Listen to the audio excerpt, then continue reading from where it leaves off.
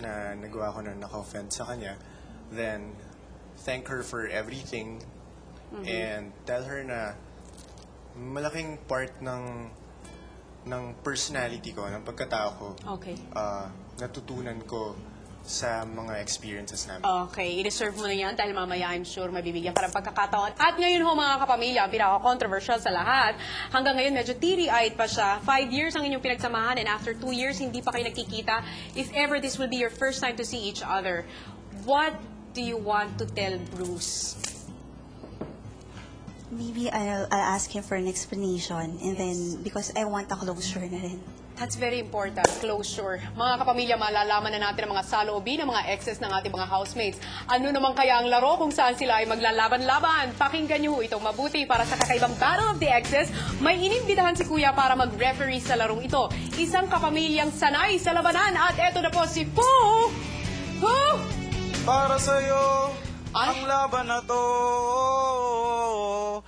Maraming salamat at magandang gabi sa'yo, Tony. At nagpapasalamat din ako, syempre, kay Kuya sa pag-iimbita sa akin dito sa nakakaloka talaga itong gabing ito dahil nandito ako ngayon, Tony, sa eviction hall na kung saan magaganap ang ating Battle of the Exes. At po, kasama ko ngayon ang mga exes ng ating mga housemates at gusto na nilang malaman kung ano bang klaseng laro ang magaganap ngayong gabi. Well, ipapaliwanag ko sa inyo to mga guys, okay? At ipapakita sa inyo ni Pooh kung paano gagawin. Pwede ba yon, Pooh? Nako, pwede, Tony. Umpisahan mo na. Okay, game. Kaninang hapon ay tinanong ang mga housemates tungkol sa kanilang mga exes at iba pang mga personal na detalye. Ngayong gabi ay maglalaro sila at kayo ng compatibility game kung saan dapat ay magtutugma ang mga sagot ninyo sa mga sagot ng ating mga housemates kanina. So, exes, pumuwesto na kayo sa likod ng mga booth na nasa ibaba ng platform.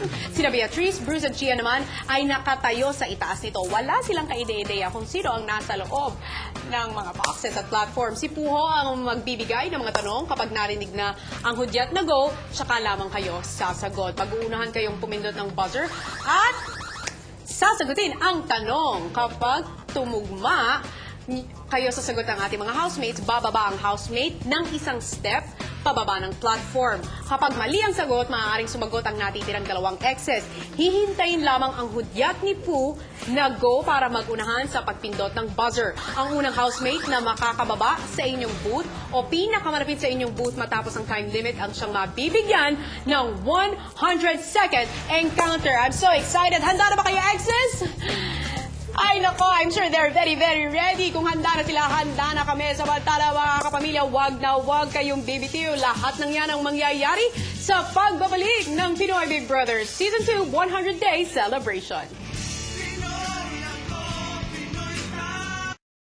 Nagbabalik ang 100-day celebration ng Pinoy Big Brother Season 2 live na live on a Monday night. Makikilala na natin ang mga exes ng ating mga housemates. Ngayon naman ay malalaman natin kung sino sa kanila ang mabibigyan ng 100-second face-to-face encounter. Isusulat ho nila sa whiteboard ang sagot, saka lamang ho sila magbabuzzer. That will be the mechanics of the game. Now, Pooh, handa na bang maglaro ang mga housemates at ang kanilang mga naging nakaraan? Pooh? Para nagkakaroon ng tensyon at handang-handa na sila at ready na ako para magbigay ng kanilang mga tanong. Yes, okay. Umpisahan na natin. Ang unang tanong, nakailang karelasyon na si housemates? Go! Okay. Ang sabi niya ay 3. Ang sagot ay...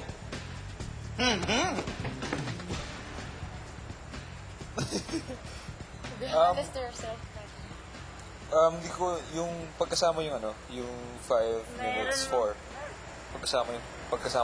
Pagkasama yung isa, 4. So, Okay. Tama ba na? Yan, hindi sa masagot to. Ang sagot niya ay... Ako, 3. 3. Mali pareho. Okay, next question. Maliin na. Gusto kong paatras. Kapag ikaw ay gumagamit ng cellphone, ito ba ay silent o loud? Okay? Ang mga gamit ba ng mga housemates ay silent o loud? Okay, ang sagot niya ay silent. Ang sagot mo ay Silent. silent. One step down. Aba, nakakaisa na. Eto, pangatlong tanong. Ano ang paborito mo? Top o bottom sa pamimili ng damit ni housemates? Super yellow. Top. Okay. Top. Top. Okay, so nakakadalawa na sila. Isa-isa. Isa-isa. Next is pinakaayaw na ugali ni housemates sa ex. Go! Ako po.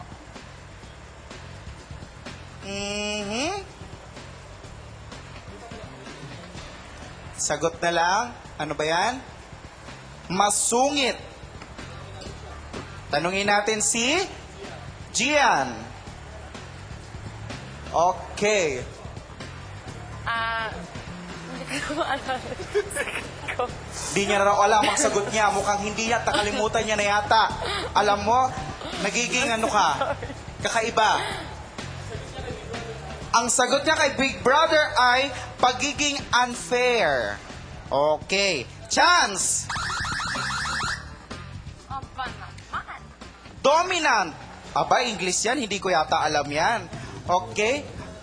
Ang sagot mo ay Possessive. possessive. At ang tamang sagot ay possessive. Tama, si Bruce. Okay? Next question. Number 5. Biggest turn off ni housemate. Go! Wala pa, mukhang busy pa sa pagsusulat. Okay, biggest turn off ni housemate. Go! Ano sumagot? Hindi ko alam ang sagot.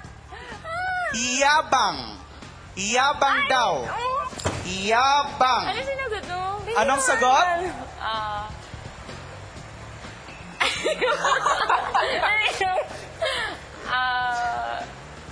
Kuya, hindi ko maalala. Naku, parang wala siyang alam. Hindi niya yata alam. Ang sabi niya kay Big Brother ay wala. Okay? Actually, pagiging malupit. Naka-green. Mayabang daw. Ang sabi niya ay mayabang. Hindi ko kasi. Sagot ni Beatrice? Hindi niya rin maalala. Hindi ko din. Sa dami ng sagot ko, hindi ko po alam. Sa dami raw ng sagot niya ay hindi niya naraalaw kung ano mga sinulat niya kay Kuya. So, ang sagot niya rito ay wala. Okay, next question. What? Ang biggest turn on ni housemate. Ang biggest turn on ni housemate, go! What?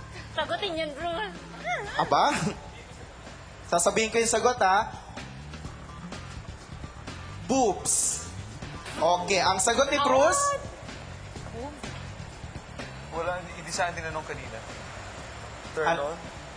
turn on? Hindi ko